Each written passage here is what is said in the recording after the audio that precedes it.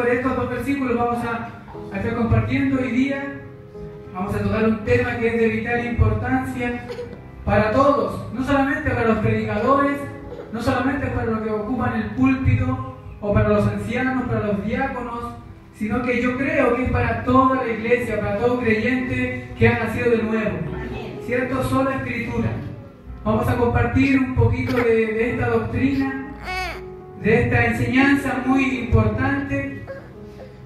Bueno, estos versículos donde Pablo, le aconseja a Timoteo, porque si entendemos el contexto, el primer versículo dice: pero debes saber esto, que en los últimos días vendrán tiempos difíciles, porque hombres serán amadores de sí mismos, ávaros, jactanciosos, soberbios, blasfemos, desobedientes a los padres, ingratos, irreverentes, y 11 definiciones más de hombres que no están conforme a la escritura del Señor en ese tiempo. Entonces por eso Pablo le da este consejo a Timoteo y le dice que toda la escritura es útil para enseñar. O sea que lo que tenía que hacer Timoteo, solamente ocupar la escritura y no dejarse influenciar por este tipo de hombres, por este tipo de personas que dice también por ahí el versículo 5 que se metían en las casas y arrastraban a las mujercillas cargadas de pecado y hacían lo que querían con ellas. Entonces, hermano, estas personas no ocupaban sola escritura. Y cuando hay una iglesia donde no está el principio de sola escritura, se pueden cometer muchas malas prácticas, prácticas erradas, como en el día de hoy todavía se cometen. Por ejemplo, el bautismo como sinónimo de salvación. Nosotros sabemos que ningún agua o ningún ritual, ninguna ceremonia puede impartir el nuevo nacimiento a nadie. Solamente a través de creer en nuestro Señor Jesucristo, el Espíritu Santo viene a morar en nosotros y nos hace una nueva criatura. Pero cuando el principio de sola escritura no se encuentra dentro de una iglesia, pueden pasar todas estas cosas. Y cuando el creyente también no ocupa sola escritura, puede tener muchas informaciones erradas que la palabra él la puede interpretar mal. Por ejemplo, el proclámalo y recíbelo. Esas cosas no están conforme a la escritura y son cosas que se están viendo mucho en este tiempo. El evangelio de la prosperidad: desata tus bendiciones que están amarradas en el cielo. Una noche de milagros: pide, exige tu milagro. Son todas esas cosas que se están viviendo en este tiempo que, hermanos, no están conformes a la palabra del Señor. Y es muy importante que nosotros podamos entender eso, que sola la escritura nos guía a la verdad. Y la persona o la iglesia que no ocupa este principio de la palabra del Señor como máxima autoridad de fe y práctica, hermanos, están en un error, en un grave error, donde pueden hablar montones de cosas que las personas se pueden hasta apoderar de eso y llegar a creerlo, atesorarlo en el corazón y decir un montón de cosas que, hermanos, Dios no escucha. Nosotros entendemos la soberanía de Dios y nosotros a Dios no le podemos reclamar nada, lo que es absolutamente nada. Dios es soberano y Él hace las cosas como Él quiere. Ahora, hermano, ningún ritual, ningún predicador, ningún pastor, lo que sea su posición eclesiástica, tampoco puede impartirle el nuevo nacimiento, una vida nueva a nadie. Solamente es el Señor el que puede hacerlo eso. Entonces, hermanos, la escritura es lo que a nosotros nos guía a la verdad. Y vamos a hablar un poquito del origen de sola escritura. Sola escritura es una de las 5 solas de la Reforma.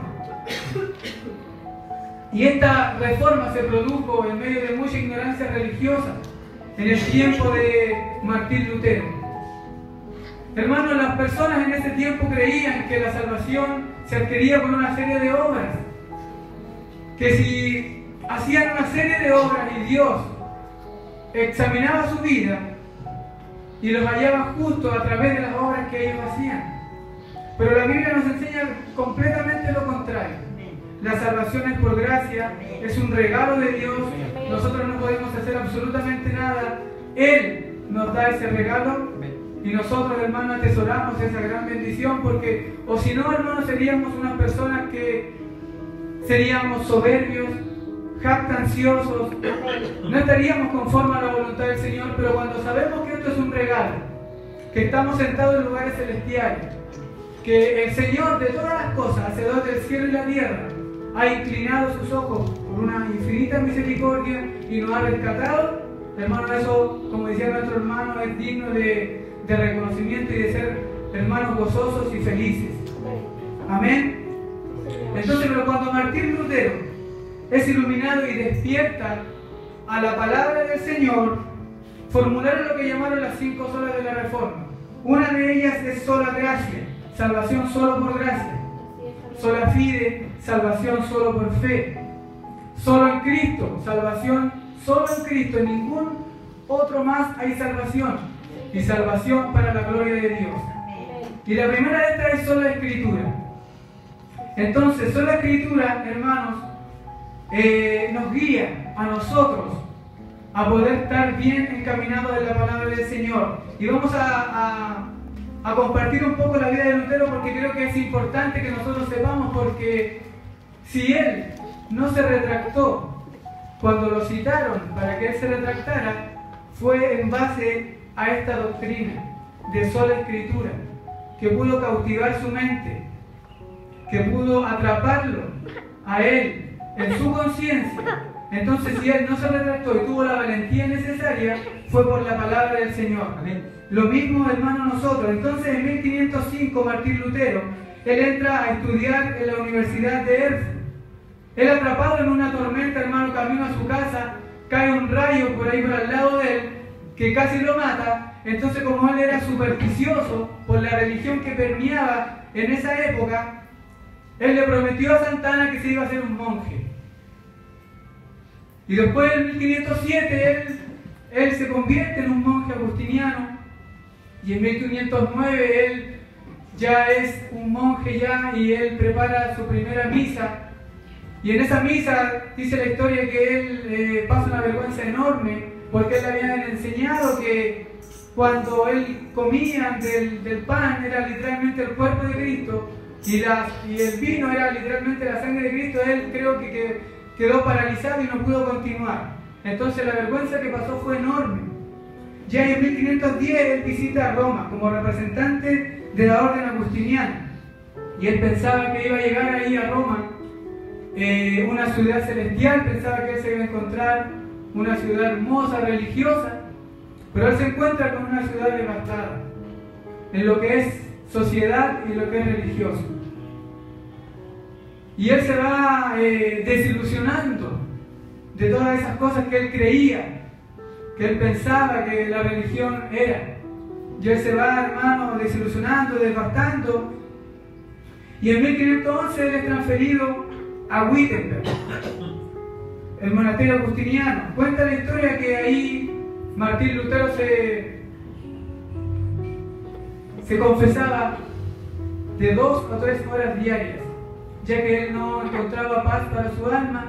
Después de haberse convertido en 1505 un sacerdote, a 1511 él todavía no encontraba paz para su alma. ¿Por qué? Por las cosas que él veía, las cosas que él entendió e iba entendiendo después. Y en 1512 él obtiene un doctorado en teología, y él se va convirtiendo en un hombre de palabra, en un hombre agudo, un hombre que va entendiendo cada vez más la teología, pero aún no encuentra paz para su alma, y sus supervisores, las personas que lo veían a él, se preocupaban por él, porque él no encontraba paz y no estaba bien, se veía. Entonces le dan para que él pudiera impartir unas cátedras de teología. Peor error que pudieron haber cometido, ya que en 1513 él empieza a enseñar el libro de Romanos, en 1513 el libro de los Salmos, y en 1515 el libro de Romanos, donde él llega al capítulo 1, versículos 16 y 17. Vamos a leer lo que dice Romanos versículo 1, versículos 16 y 17. Porque no me avergüenzo del Evangelio, pues es poder de Dios para salvación, de todo el que cree, el judío primeramente y también del griego. Porque en el Evangelio la justicia de Dios se revela por fe y para fe. Como está escrito, más el justo por fe vivirá. Todo lo contrario a lo que se enseñaba en ese tiempo. Y Martín Lutero va entendiendo cosas y se va dando cuenta que es totalmente lo contrario a lo que a él le habían enseñado. Y él entiende estas cosas. Y en 1516 él empieza a enseñar Gálatas, en 1517 a Hebreos, donde ahí en Hebreos se presenta a Jesucristo como el sacerdote que derramó sangre una vez y para siempre por todos nosotros. Entonces Lutero, imagínese, va entendiendo cada vez más una teología diferente a la que entendían ellos. Y esto va produciendo en él un cambio de mentalidad. Cada vez más no va entendiendo de qué se trata este asunto. Y él en 1517 de nuevo tiene que volver a Roma, y él le habían enseñado que cada vez que subía por la escalera santa, esa que supuestamente Jesús subió para entrevistarse con Pilato, le habían enseñado que si él subía por cada peldaño diciendo un Padre Nuestro y llegaba hasta arriba, un alma salía del purgatorio.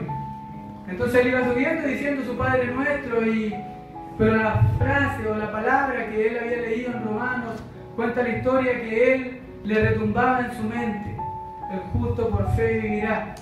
Que la justicia de Dios se revela por fe y para fe.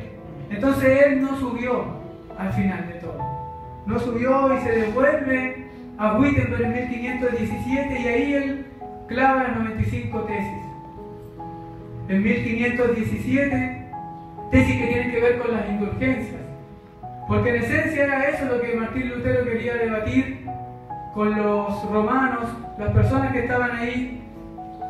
Y era eso lo que él quería debatir, las indulgencias, porque lo que irritó y lo que molestó más a Lutero fue que él vio a Banek vendiendo indulgencias para construir la Basílica de San Pedro, donde le decían que si ellos sellaban una donativa para el Señor, antes de que esta moneda cayera en el fondo del envase, ya un alma salía del purgatorio. Entonces esto fue lo que molestó a Lutero ya hasta más no poder. Entonces, hermano, ¿qué hizo Lutero después? En 1518 defiende su teología frente al cardenal Cajetán. Cuenta la historia de que no lo podían detener a él porque él había entendido muchas cosas en cuanto a la sola escritura. En 1519 entiende la justicia de Dios con mayor claridad como algo pasivo, algo que Dios nos otorga a nosotros pasivamente en la obra de la justificación. Cuando tú y yo aceptamos al Señor Jesucristo como Señor y Salvador de nuestra vida, en la obra de la justificación Él nos pasa su santidad, y es esa santidad la que nos permite a nosotros entrar al reino de los cielos. Eso es lo que Martín Lutero entendió por misericordia del Señor. Y algo que, hermano, cambió por completamente la historia del mundo, y Lutero lo entendió así, como algo pasivo. Algo que Dios nos otorga a nosotros, hermanos, sin nosotros mover un dedo, sin nosotros derramar ni siquiera una gota de sudor, sin nosotros, hermanos, hacer absolutamente nada, sin patalear, sin reclamar nada, sin hacer absolutamente nada. Dios nos otorga eso pasivamente cuando nosotros aceptamos a nuestro Señor y Salvador. Amén. Entonces era totalmente contrario a lo que en ese tiempo creían. Como les dije recién, las personas en ese tiempo creían que la salvación era por hacer cierta cantidad de obras, y una vez que hacían esas obras, Dios examinaba su vida y los hallaba justos y podían entrar al reino de los cielos. En 1519 debate con el profesor John Eck. En 1520 el Papa da una bula papal y le da 60 días para que se retracte. Ahí Lutero pide un día más. Y ya en 1521 la dieta de Bonn, donde se le iba a preguntar a Martín Lutero si se retractaba o no de todos sus escritos, o de sus 45 escritos que él tenía, si le iban a preguntar si se retractaba o no. Entonces, hermano, Martín Lutero, enfrente de todas estas personas que lo tenían a él ahí acorralado, me imagino yo, porque eran muchas personas que estaban en contra de él. Y yo me quiero poner en esa situación también. Estar ahí en él, en su pellejo, por decirlo, en sus zapatos, donde estaba mucha gente y lo único que le esperaba quizás era morir.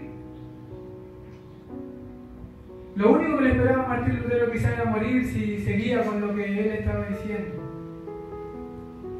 ¿Y qué es lo que dijo Lutero, hermano, después que le preguntaron si se retractaba? Le pidieron que diera una respuesta clara, concisa, y Lutero dice esto: ya que su más serena majestad y todos sus príncipes requieren una respuesta clara, simple, precisa, yo les daré una sin cuernos ni dientes, a menos que yo esté convencido por el testimonio de las Escrituras o por la razón clara, porque yo no confío ni en el Papa ni en los concilios, ya que es bien sabido que a menudo han errado y se han contradicho a sí mismos. Me veo obligado por las Escrituras que yo he citado, y mi conciencia es cautiva de la palabra de Dios.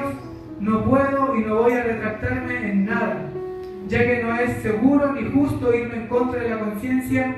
Que Dios me ayude. Amén.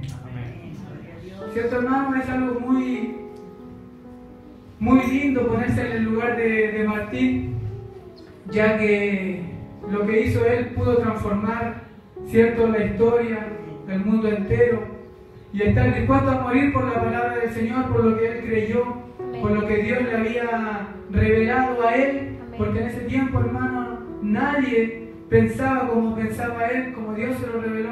Así es. Entonces, hermano, lo que hizo Martín Lutero es digno de reconocer.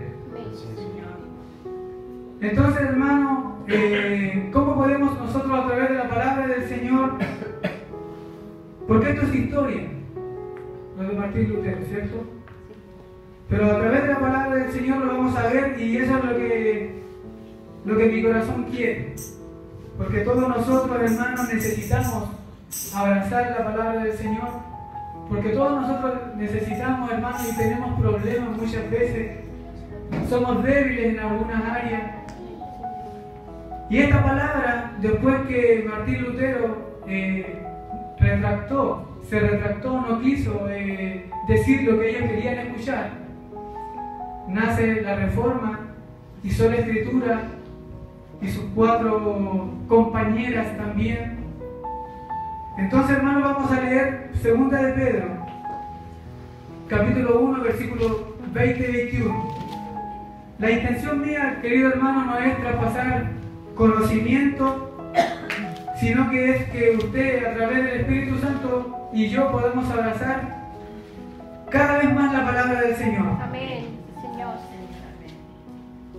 Dice así la palabra del Señor: pero ante todo sabed esto, que ninguna profecía de la Escritura es asunto de interpretación personal, pues ninguna profecía fue dada jamás por acto de voluntad humana, sino que hombres inspirados por el Espíritu Santo hablaron de parte de Dios. Pero ante todo sabed esto, que ninguna profecía es de interpretación personal. Hermanos, yo no puedo estar con un grupo de hermanos y decir que este texto para mí dice algo o representa algo, lo interpreto de una manera, y mi compañero que está al lado decir que para mí esto dice esto y lo interpreto de otra manera, y el otro compañero mío decir que esto significa esto y interpretarlo de otra manera. Ninguna de las profecías, ninguna de las Escrituras es de interpretación personal. La interpretación es una sola y es de Dios. Nosotros todos debemos lograr a entender lo que Dios quiere mostrarnos o lo que Dios quiere decirnos a través de su palabra. Y uno de los errores mayores y más grandes que tenía la Iglesia Católica en ese tiempo es que interpretaban la palabra de forma alegórica.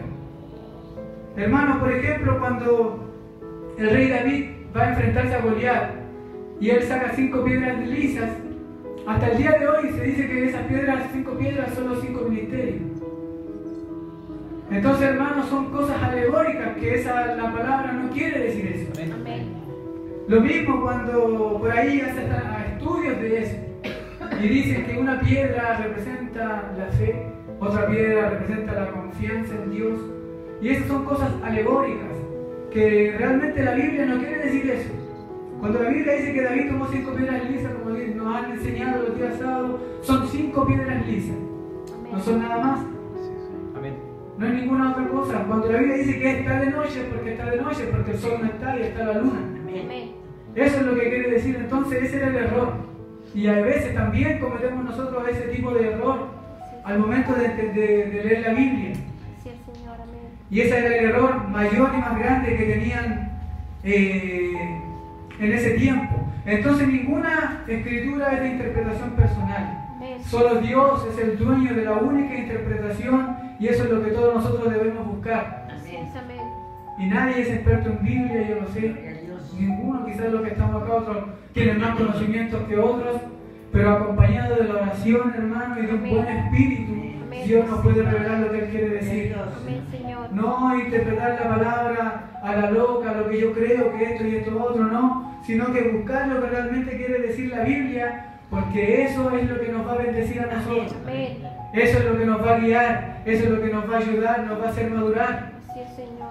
Lo que realmente dice la palabra del Señor. Pablo le dice a Timoteo, te insto a que prediques la palabra. Pero ¿qué es lo que le quiere decir Pablo a Timoteo? Que predique lo que dice la Biblia. Lo que realmente dice la Escritura. Que busque, que se esfuerce en extraer lo que dice la palabra del Señor. Amén. Delante de Dios, que prediques la palabra.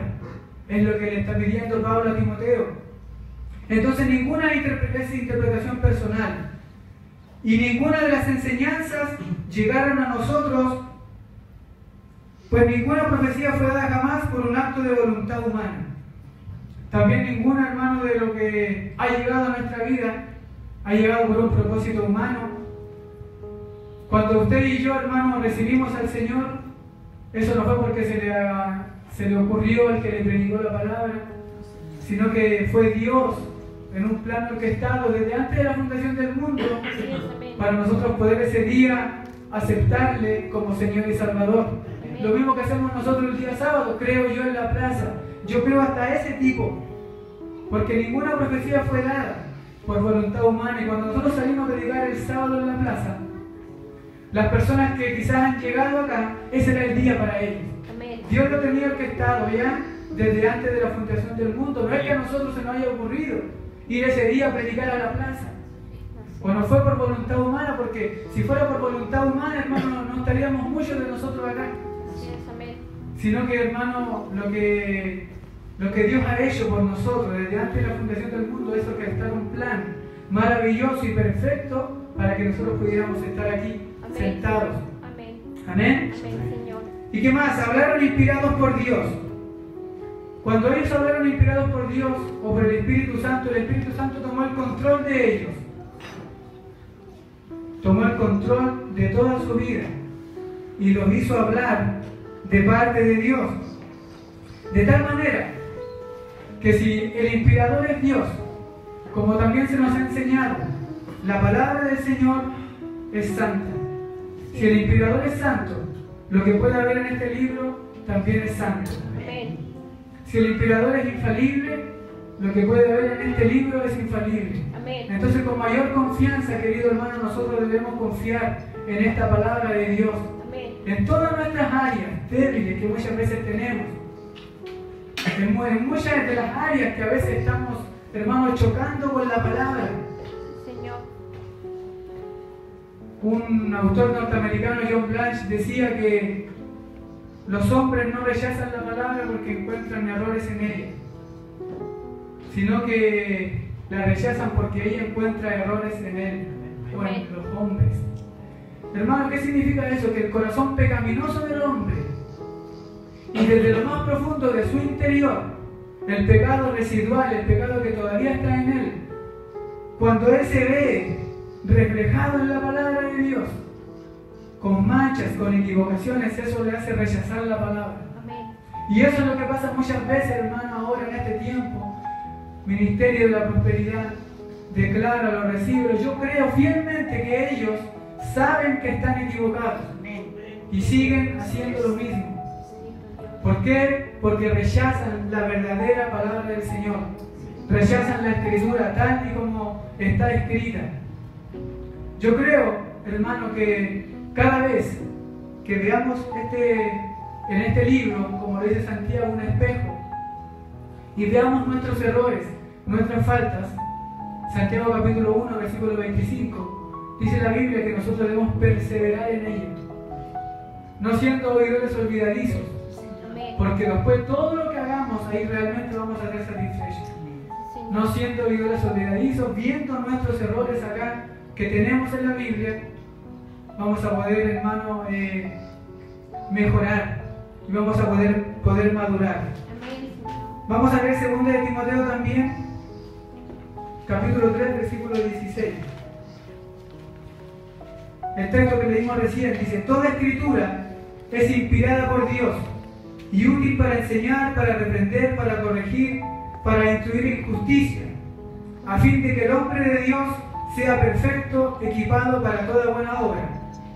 En el original la palabra inspirada es theopneustos, que quiere decir exhalar. O sea, si cambiáramos inspirada por exhalar, diría toda la escritura fue exhalada por Dios, desde adentro de Dios. Con mayor razón, hermano, nosotros debemos de confiar en esta palabra del Señor. Si viene de Él, la razón es que viene de Él. Eso es lo que nosotros, hermanos, debemos amar, debemos abrazar, que la palabra viene de Dios, no viene de ningún otro lado más. Tenemos que creerlo, tenemos que abrazarlo. Si tenemos alguna debilidad, si tenemos algún problema, si hay algo que nos está perjudicando, hermano, corramos a la palabra. Corramos a buscar el consejo a esta hermosa palabra. En el tiempo de hoy, hermano, estamos en un buen tiempo, donde por misericordia, hermanos, tenemos buenos hermanos que nos enseñan la palabra del Señor. Tenemos estudios los días sábados. Y lo importante, hermano, es que esto lo cuidemos. Lo cuidemos y sabemos que tenemos jóvenes en medio nuestro. ¿Cuál es el trabajo? Traspasar esto que nuestros hermanos mayores en la fe o más maduros han abrazado y defienden y predican todos los días, domingo o jueves, y traspasárselo a los jóvenes para que ellos también lo abracen. Y ellos también lo prediquen y ellos también lo enseñen. Estas cosas, hermanos, se deben estar enseñando en los púlpitos, en los estudios. Y cada vez, si podemos, darle más tiempo a los estudios de la palabra del Señor. Que el Señor nos bendiga. Sola Escritura protege la palabra.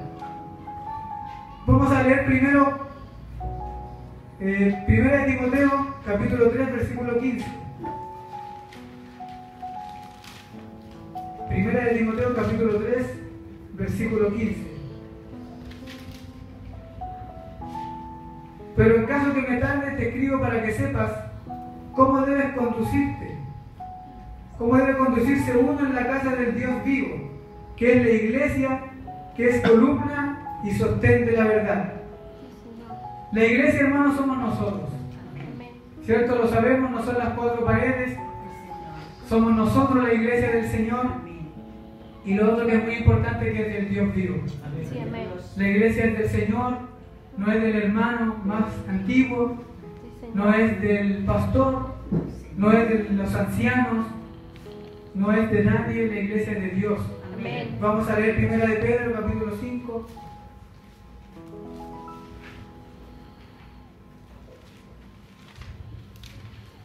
Dice así: por tanto, a los ancianos entre vosotros exhorto, yo anciano como ellos, hablando Pedro, y testigo de los padecimientos de Cristo, y también participante de la gloria que ha de ser revelada. Pastoread el rebaño de Dios entre vosotros, velando por él, no por obligación, sino voluntariamente, como quiere Dios, no por la avaricia del dinero, sino con sincero deseo, tampoco teniendo señorío sobre los que han sido confiados, sino demostrando ser ejemplo del rebaño. Y cuando aparezca el príncipe de los pastores, recibiréis la corona inmarcesible de gloria. pastorear el rebaño de Dios entre vosotros, velando por él, no por obligación. Amén. Hermano, y hay otra cosa muy triste que está pasando también, que en vez de ser la iglesia del Dios vivo, es la iglesia de los hombres. No en esta ocasión, y agradecemos al Señor, pero sí en otros lugares donde el hombre ha querido estar en el lugar del Señor y no dejar que Dios esté en el lugar que debe de estar. Amén, Señor. Tampoco teniendo señorío como los que han sido confiados, sino demostrando ser ejemplos de la grey. Siempre, hermano, nosotros no debemos exigirle a nadie algo que nosotros no hacemos. Amén. Eso es un ejemplo, hermano, muy bueno que nosotros debemos abrazar y tener también en nuestra vida, porque es un peor error. Es un peor error exigirle a alguien que haga algo que él no hace. Eso puede destruirlo. Eso puede, hermano, hacerle mucho daño a un hermano chico, débil en la fe quizás. Así que, hermano, Dios nos ayude, Dios nos guarde a no caer en ese tipo de errores. Sola Escritura protege la palabra, 2 de Pedro 3:16.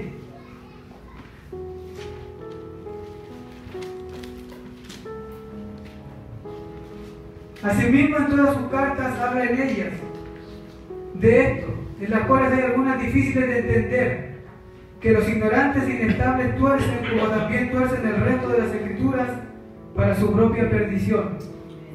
Acá Pedro está diciendo que el apóstol Pablo escribe algunas cosas que son difíciles de entender. Claro, es obvio, ¿cierto? Para Pedro son cosas difíciles de entender. Imagínense para nosotros que no entendemos también algunas cosas.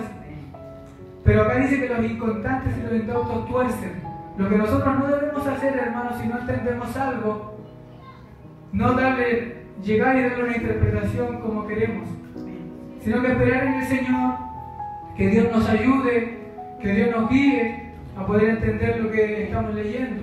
Pero acá dice que los inconstantes y los indoctos tuercen las cosas difíciles de entender, pero también tuercen las que son fáciles de entender.